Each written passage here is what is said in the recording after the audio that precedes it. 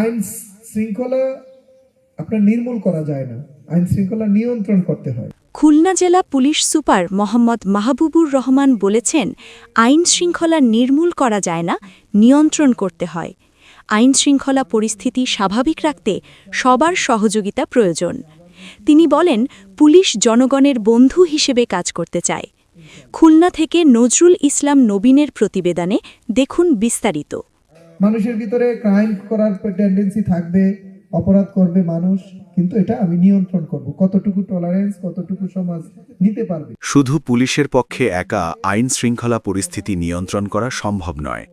৩ জানুয়ারি সকালে রূপসা থানা আয়োজিত থানা প্রাঙ্গণে সুধী সমাবেশ ও মতবিনিময় সভায় পুলিশ সুপার এসব কথা বলেন। তিনি আরও বলেন, আসন্ন নির্বাচনকে কেন্দ্র করে কেউ যদি নাশকতা বা সহিংসতার চেষ্টা করে তবে তাকে কোনো ছাড় দেওয়া হবে না।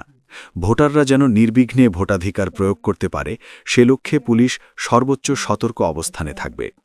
পুলিশ সুপার বলেন, মাদক, কিশোর গ্যাং, চুরি ডাকাতি ও সামাজিক অপরাধ প্রতিরোধে এলাকাবাসীকে সচেতন হওয়ার আহ্বান জানান এবং যে কোনো অপরাধ সংক্রান্ত তথ্য দ্রুত পুলিশকে জানাতে অনুরোধ করেন।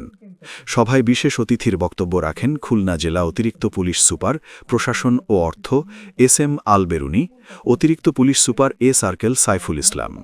সভায় সভাপতিত্ব করেন রূপসা থানা অফিসার্স ইনচার্জ আব্দুর রাজ্জাক মীর এবং সভা পরিচালনা করেন রূপসা থানা পুলিশ পরিদর্শক তদন্ত মোহাম্মদ আব্দুস সবুর খান।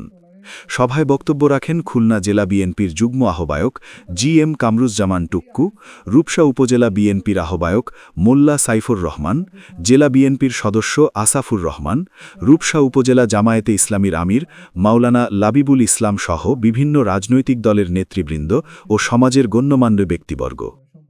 আইন শৃঙ্খলা পরিস্থিতি নিয়ন্ত্রণ করা, এটা নির্মূল কখনো হয় না।